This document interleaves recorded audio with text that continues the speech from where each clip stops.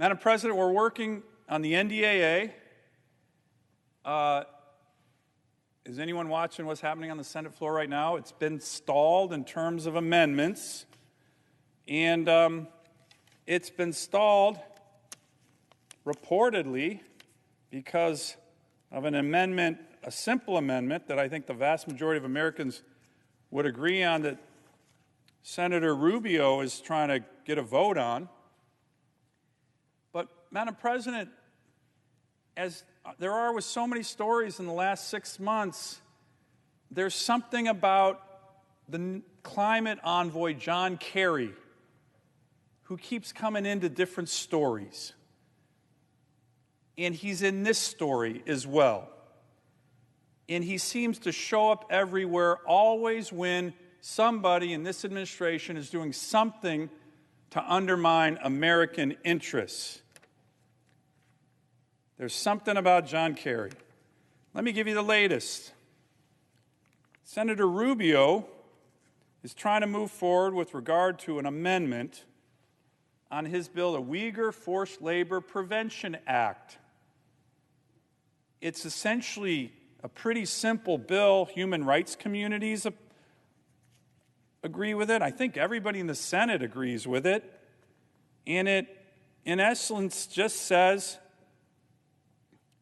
that we shouldn't be importing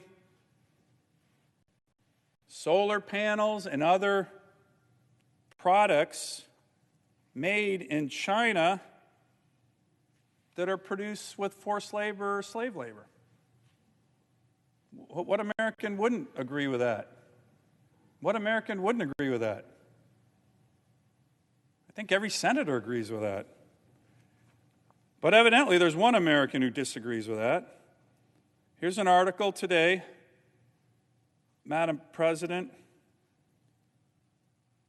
from the Free Beacon that talks about senior Biden officials are worried that this bill stopping slave labor products from China coming into America will, quote, undermine the White House's climate agenda and unfortunately limit solar panel imports from China.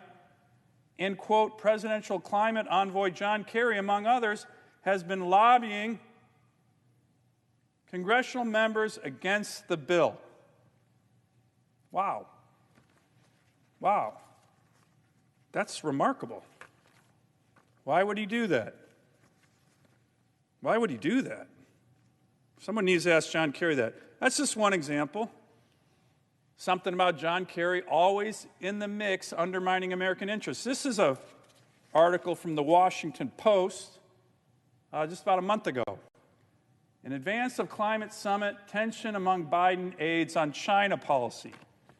In essence, it said John Kerry was in Beijing, a very dangerous proposition, by the way. You want to talk about selling out American interests. And he was begging the Chinese to cooperate on climate change, but they said they're not going to commence, this is, I'm reading from the Washington Post, cooperation until the United States tones it down on human rights, Hong Kong, Taiwan, and trade.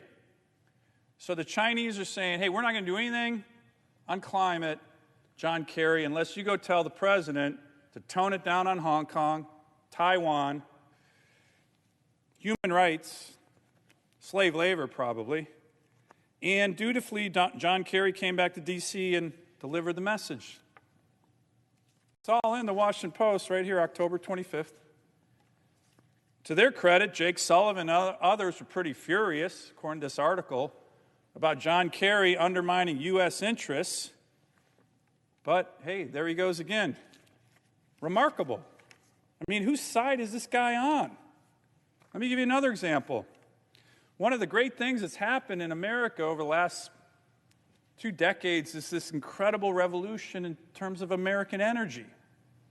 For decades, it's been the bipartisan policy of every administration, pretty much every senator, for America to become energy independent.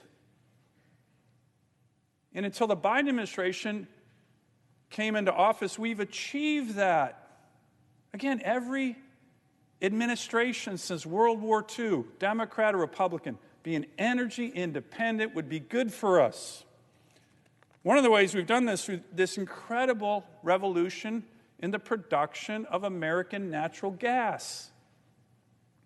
It's made us the leader in reducing global greenhouse gas emissions in the world by far. Since 2005 to present, the United States has reduced emissions by almost 15%, more than any other major economy in the world. China's emissions have gone like this. So you would think the export of American LNG all around the world, which is happening, would be great for our workers. It is. Great for our national security. It is. And really good for the environment. It is. Heck, we're even exporting to India and China. That'll help them reduce emissions. This is a win, win, win, win, win. So imagine to my surprise, when I've met with foreign officials, I won't name them, who have said to me, John Kerry is telling us in our country, in Asia and in Europe, don't buy American natural gas. What? Don't buy American natural gas. Why? I don't know. But there he goes again, undermining U.S. interests, undermining American workers. By the way, undermining the global environment on that one. You don't buy American natural gas, you're going to be producing coal in China. This is what I've heard. And then let me give you one more, Madam President. I came on the floor several months ago, only about 5 months ago, called for the resignation of John Kerry after the interview of his friend, ran the largest state sponsor of terrorism, Foreign Minister Zarif, who was recorded in an interview that was leaked that said John Kerry told him a couple years ago, when Zarif was the Iranian foreign minister, about covert Israeli actions against Israeli interests in Syria.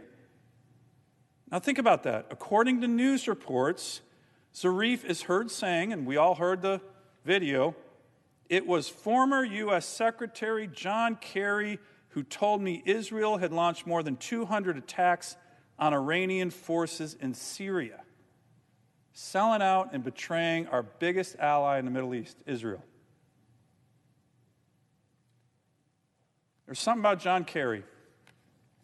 And every time that guy goes on a mission, you can assure that American national security interests are being undermined.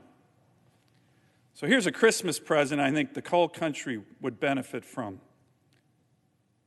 For the good of this country, this former Secretary of State, former U.S. Senator, needs to ride off into the sunset in his private jet and retire or resign, or maybe the president can just fire him.